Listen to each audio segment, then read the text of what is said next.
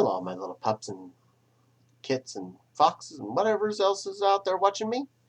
It's the Surviving the Husky with you tonight, and, well, as I'm recording this, I am a few hours away from 2020 ending. And sad to see any year pass away. I mean, I can't blame a specific year on anything bad happening. Time is time. It's just, it happened to be there when certain bad things happened. But I'm going to look back and try to remember some of the good and or bad that happened during this year. So, the year started off pretty good for us. January was an okay month here in the Fox and Lion house. Nothing terrible happened. In fact, it ended with we went down to Disney World. The end of January into the beginning of February, we went and had a vacation. It was great. We had a good time. We did get sick, but not bad, and we were only out, each of us, for maybe a day and a half out of our whole trip, so we all got to enjoy a lot of stuff. We didn't get to do everything. We didn't get to ride Rise of the Resistance because that was practically impossible at the time. Didn't ride any of the Avatar-y things, mostly because I didn't care. There's quite a few things at Epcot I didn't get to ride because they were down at the moment, unfortunately, but it's hard to schedule a vacation around when everything's not broken. So, all in all, had a good time. Ate a lot of good food, saw a lot of fun things, rode a lot of stuff, hugged Minnie quite a few times. I had a good experience. So that was a good part of the year. February was just wrapping up, and there was a virus roaming around that we were finding out more and more about. It was either the last couple days in February or the first couple in March when I visited my parents for Christmas. We always end up seeing them late. It's usually February or March when we finally get around to it. And that was a nice quick round trip. We did that all in one day this year. Exchanged gifts with them, had fun, ate food, yada, yada, yada. Good trip. And we're coming up on middle of March, which was where my birthday is. And my birthday was on like Wednesday. Lockdown basically started that Monday. And work rewarded us with, since we already work at home, mandatory overtime, mandatory online time, and a mandatory whooping our toots from that Tuesday onward. Thank you, work, for the birthday present. And because everything started to lock down, right then, I could no longer go out to dinner for my birthday on the following weekend. That blew so hard. I don't think I would have been as mad at the lockdown had it happened 1 week later. So we could have gone out, had a dinner. I mean, I know we probably should have been locked down like 2 months ago. So I can't be mad about that. More along the lines of, I couldn't get to celebrate the one thing I was really looking forward to, going out and eating dinner with a couple of friends at a nice restaurant. What a way to start a pandemic. Quickly learned how to do every 2-week grocery shopping in a small refrigerator and freezer, as opposed to shopping twice a week. I'd usually do a Wednesday and a Sunday or Saturday, a midweek and a weekend. Just do quick trips, small amounts. That was easy. This was hard. That and everybody was trying to play hoarder, so the stores weren't ready for us all, and things were being sold out, so I'd have to go and I'd have to wake up early on my day off, which is a major no-no for my happiness schedule, to go to the store, to try and stay distanced from people, to shop for foods, and find things that will fill my holes whether or not they're the things that I want. And then we got into the summertime. We were hoping things would clear up somewhat, but they just kept getting worse. Anthrocon didn't happen. We were really sad about that. Our Memorial Day celebration with some friends in Western PA got canceled as well. Our Labor Day weekend celebration got canceled, and it just kept going downhill from there. But all throughout this, yes, it started out really rough. By the time we hit July, I kind of knew that things weren't going to get better this year already. I'd already basically had accepted Anthrocon wasn't happening long before it had hit. But I learned more. I learned how to efficiently plan better meals throughout a week, how to deal with the fact that I could not eat out. We had been eating out once or twice every single week on the weekends. We canned that. We haven't been doing that, obviously. But I was working more on cost effectively finding ways to replace my restaurant experience without making it feel like I was wasting all of the time in the world. So I got better at actually cooking some nicer foods. I already thought I had a pretty A game on steak, but I think I've upped my A game on steak over the last 9 months of being locked down because I'd pick up something for a treat. I would get strips, ribeyes, or fillets, and I would cook those treat-wise on the weekend. Make it really nice, do it up with some good sides, and have, as far as I was concerned, restaurant time. Um, and I've made a point to do that once a weekend to do something special. And my weekday meals, I've been doing a job of varying that up more, making sure I have stuff that'll be easy to deal with, easy to store efficiently. We finally got the deep freeze, so I have 7 cubic feet of freezer that I didn't have before, so I can make it more than a couple weeks without having to panic about food storage. Or can I get enough main courses to last for till it's shopping day again? Uh, I am purposefully now, I had gone back to shopping every week. I am making it so I can go back to every other week without feeling stressed of having to Tetris everything into the freezer. Uh, I've learned a lot about cooking, more than I thought I would in a single year. I put a few more things into my special kit, my special weekend meals. One of those being buying an entire fillet of salmon and baking that off. I found out that was actually really cost effective. So one day I was going to buy 2 nice sized little fillet chunks, one for each of us. They were in the Friggy case at Meijer. It's kind of like a Walmart or Target or Tesco, that kind of thing. Uh, and I saw the fillets. Looked the price on them. I looked next to them. There's the entire side of salmon. And the entire side of salmon cost less than the 2 little fillets. I was like, you know what? I'm going to try this. I'm going to see what happens. I'm going to bake off the whole hoo-ah. We're about 5 or 6 of those in since I've done that. And I'm going to keep doing it every so often.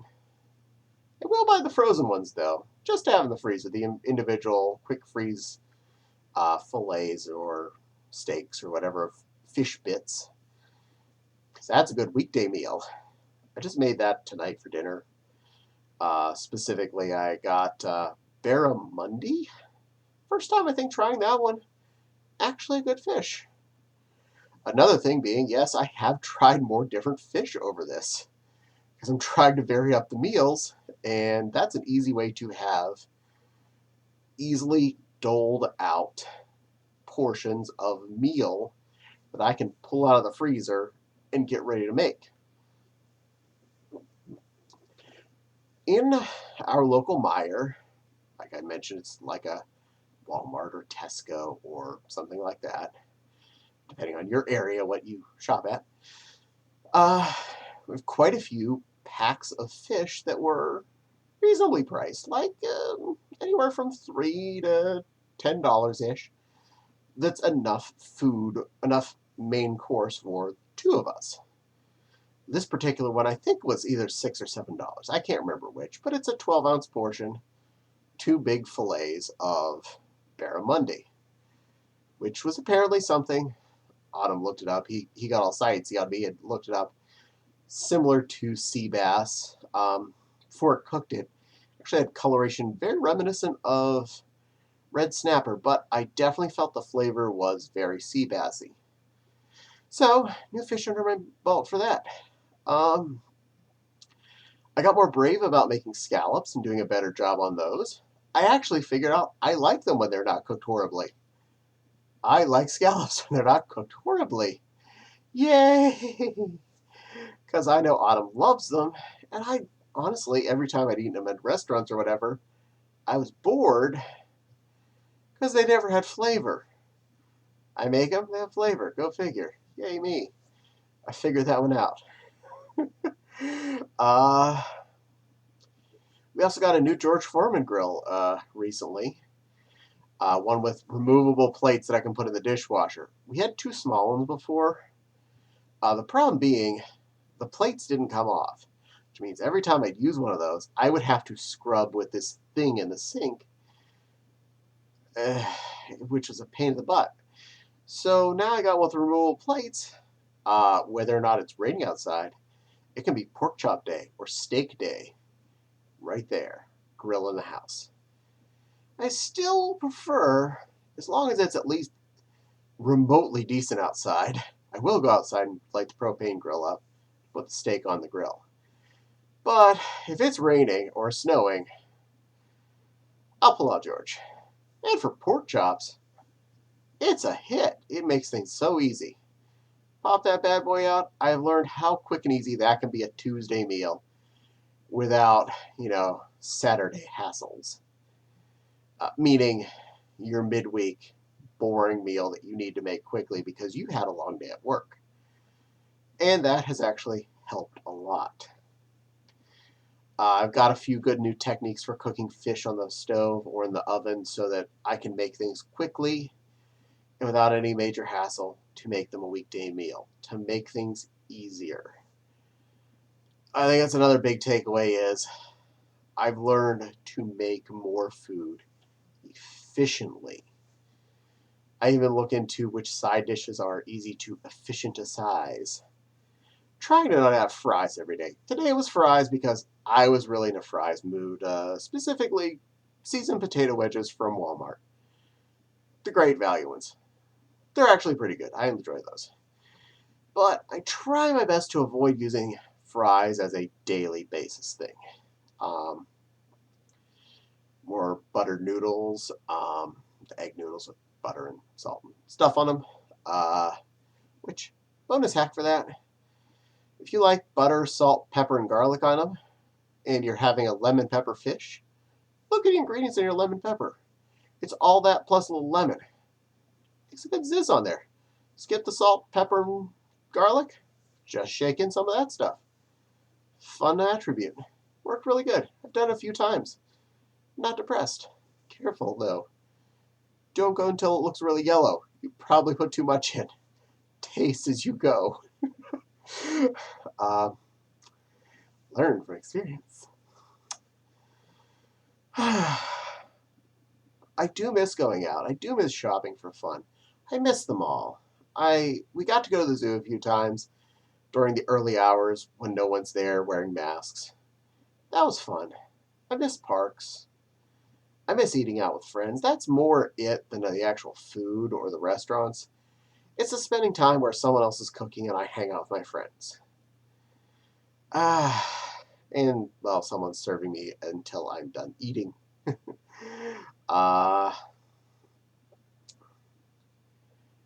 I do miss a lot of the exterior social interaction. I miss going out for fun. But I've learned a lot more about self-entertainment in the house. I learned how to make YouTube videos. And I've learned that that's a good thing for me. It's a good excuse why I'm putting a fursuit on pretty darn often. Most days, in fact, nowadays. This last month has been there's been some holes, but that's mostly because of extra weird stuff like building desks and rearranging rooms. Uh, but that's a good plus out of the year too. I started my YouTube channel back in June, and this has been an exciting thing, and I want to keep doing that. It's a lot of fun for me. Uh, Art hasn't been a major draw for me like all year. I think that might be because of lack of interaction.